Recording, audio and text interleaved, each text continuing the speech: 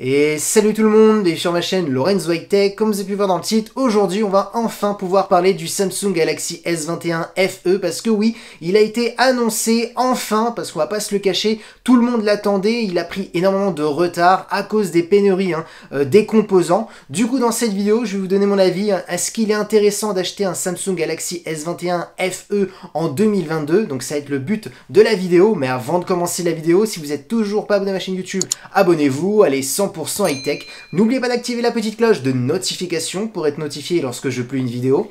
Ou sur ma page Instagram Lorenzo High Tech, je source des informations, des promotions, tout ça en story. Et maintenant, c'est parti. Du coup, pour vous arriver à peu près à vous situer, ce Samsung Galaxy S21 FE, c'est tout simplement un smartphone haut de gamme, comme le Samsung Galaxy S21, sauf bien entendu, c'est un peu une version light, mais qui est quand même plutôt intéressante en termes de fiches techniques. Maintenant, on va commencer par le design. Franchement, il n'y a rien à dire, on a un très beau design. Par contre, bien entendu, on a un dos en plastique, fini le dos en verre comme les smartphones premium. En même temps, c'est tout à fait normal. Il faut baisser le coût. Ensuite, concernant la diagonale, on est sur une diagonale de 6,4 pouces avec une très bonne définition Full HD+. La technologie d'écran, on a un écran Super AMOLED. Vous connaissez les avantages de l'AMOLED. Des noirs profonds, des contrastes à l'infini. Ça va être intéressant pour regarder des séries, des films et surtout pour le gaming. Surtout qu'en plus, on a un taux de rafraîchissement de 120 Hz. Alors la différence par rapport au haut de gamme de Samsung, c'est qu'on a souvent du 120 Hz adaptatif, c'est-à-dire l'écran s'adapte à votre contenu. Ça permet d'économiser par exemple de la batterie. Là malheureusement, pour baisser le coût du smartphone, on a un 120 Hz qui n'est pas adaptatif, donc il faudra choisir, soit vous mettez du 60 Hz, soit du 120 Hz. Donc elle est là la première chose qu'il faut savoir. Ensuite, on a un écran qui est compatible HDR, HDR10+, donc ça va être intéressant pour les personnes qui aiment bien regarder du contenu multimédia. Ensuite, en termes de sécurité, on a un capteur d'empreinte qui est sous l'écran, et en termes de caméra frontale, on est sur du 32 mégapixels. Donc franchement, on a de superbes caractéristiques, on aura un super écran sur ce Samsung Galaxy S21 FE Fan Edition. La seule différence, c'est qu'on aura, par rapport à d'autres haut de gamme de Samsung, c'est juste qu'on n'aura pas de 120 Hz adaptatif. Maintenant, parlons de la partie photo. Alors ce que je peux vous dire, c'est qu'on a un très bon photophone. Par contre, malheureusement, on ne sera pas sur le meilleur photophone en 2022 pour Samsung. Tout simplement, on a la même configuration que son prédécesseur, c'est-à-dire l'ancien Samsung Galaxy S20 FE. On a un capteur principal grand angle de 12 mégapixels. On a ensuite un ultra grand angle pour faire des photos à plan large de 12 mégapixels. Et on a un téléobjectif de 12 mégapixels qui permettra d'avoir un zoom optique x3 sans perte de qualité, vu qu'on est sur un zoom optique, et un zoom x30 en numérique, où là on perd en qualité.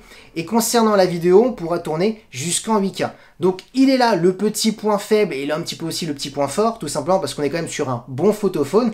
Par contre, avec des caractéristiques qui datent quand même déjà de 2 ans, parce que le Samsung Galaxy S20 Fan Edition de l'année dernière reprenait aussi déjà des caractéristiques du Samsung Galaxy S20. Donc voilà, déjà ça datait un petit peu. Donc voilà, on est un petit peu déçu, on va pas se le cacher peut-être au niveau de la partie photo, mais bon, ça reste quand même bon. Maintenant, parlant de performance, vous aurez le choix entre 8 et 12 Go de RAM. Comme processeur, on a un Snapdragon 888 qui est très performant pour faire tourner des gros jeux vidéo, des grosses applications. Il était d'ailleurs le meilleur processeur il y a à peine un mois, tout simplement parce que maintenant, ça y est, on a le Snapdragon 8 Gen 1 qui est beaucoup plus performant par rapport au Snapdragon 888. Donc pour ma part, c'est un très bon choix de la part de Samsung de mettre le Snapdragon 888. Ça permet de baisser le coût du smartphone tout en ayant les meilleures performances. Ensuite, en termes de stockage, vous aurez le choix entre 128 et 256 Go. On a ensuite aussi un son stéréo compatible Dolby Atmos, donc ça c'est un autre bon point. On a ensuite aussi un smartphone qui est waterproof, il est IP68. En termes de batterie, on est sur une batterie de 4500 mAh avec de la recharge rapide de 25 watts. En termes de recharge sans fil, on est sur du 15 watts. Et en termes de connectivité, on a de la Wi-Fi 6, du Bluetooth 5 et du type C pour le recharger. Du coup, ce Samsung Galaxy S21 FE à partir de 759 € est tout simplement un très bon smartphone haut de gamme. Il faut noter le 120 Hz, l'écran AMOLED, il faut aussi parler des performances. Le Snapdragon 888 qui est un très bon performant. Donc c'est un très bon smartphone haut de gamme, un petit peu version light, on va pas se le cacher. Donc pour ma part, c'est un très bon smartphone pour les personnes qui aiment bien la marque Samsung, qui veulent pas trop dépenser chez Samsung. Maintenant, est-ce que c'est le smartphone que je vous conseille en termes de meilleur rapport qualité-prix? Malheureusement, j'ai envie de vous dire non. Je suis un petit peu déçu en termes de prix. J'aurais préféré qu'il serait peut-être dans les alentours à 659 € au lieu de 759 €. J'aurais préféré qu'il coûte 100 € moins cher parce qu'on va pas se le cacher. Derrière, vous avez Xiaomi, Realme qui proposent souvent les derniers processeurs les plus haut de gamme. Ça m'étonnerait pas aussi que Xiaomi et Realme d'ici quelques temps proposent le Snapdragon 8 Gen 1 qui est plus performant que le Snapdragon 888 dans des smartphones à 500-600 €, hein, ça ne m'étonnerait pas. Donc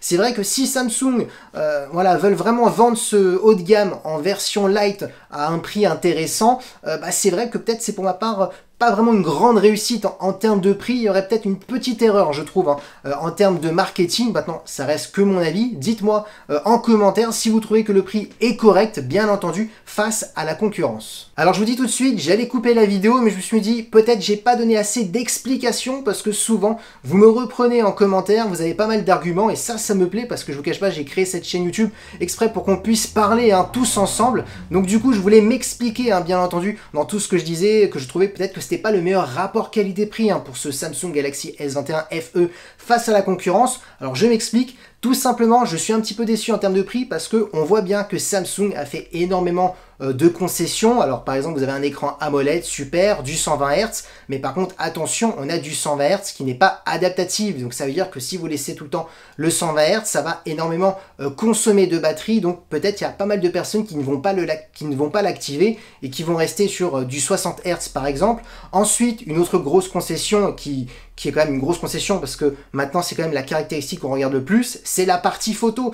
La partie photo, on reste sur la même configuration que sur le Samsung Galaxy S20 ou S20 FE Fan Edition, donc on a aussi encore voilà 1 an, 2 ans de retard concernant la partie photo. Ensuite en termes de batterie, on est juste sur du 25 watts, on n'a pas du 66 watts, donc on reste sur des configurations encore de l'année dernière. Et en termes de processeur, on est sur un Snapdragon 888 qui est très performant, mais maintenant qui n'est plus le tout dernier processeur. Et quand vous regardez derrière, que vous avez Realme, Xiaomi qui proposent du 120 Hz adaptatif sur des smartphones à moins de 500 €, qui proposent toujours des Snapdragon 888 aussi, encore moins cher maintenant que 500 €, parce que maintenant il y a le Snapdragon 8 Gen 1 qui va arriver, et ça m'étonnerait pas qu'ils vont proposer ce processeur à 600 €, je vous le cache pas, dans un smartphone à 600, voilà, moins de 600 €. Donc c'est pour ça que, voilà, que je vous donne mon avis qui est un petit peu positif et en même temps négatif. Je trouve qu'on n'est pas sur le meilleur rapport qualité-prix sur ce Samsung Galaxy S21 FE, et surtout l'objectif de Samsung c'était de créer un smartphone haut de gamme avec le meilleur rapport qualité-prix. C'est pour ça que le nom c'est le Samsung Galaxy S21 FE qui veut dire Fan Edition. C'est les fans qui ont donné leur smartphone idéal, pas cher, pour vous rappeler comment ça s'est créé ce smartphone. Donc voilà, pour ma part on n'est pas vraiment sur le meilleur rapport qualité-prix, donc voilà pourquoi je dis tout ça. Dites-moi en commentaire si vous me donnez raison ou si vous donnez moi vos arguments. Et maintenant la vidéo est vraiment terminée, j'espère en tout cas que la vidéo vous a plu. Si c'est le cas, n'oubliez pas le petit pouce like, de vous abonner sur cette chaîne YouTube et d'activer la petite cloche de notification pour être notifié lorsque je publie une vidéo, ou sinon ma page Instagram Lorenz High Tech, je donne souvent des informations, des promotions, tout ça en story. Et maintenant je vous dis à très bientôt.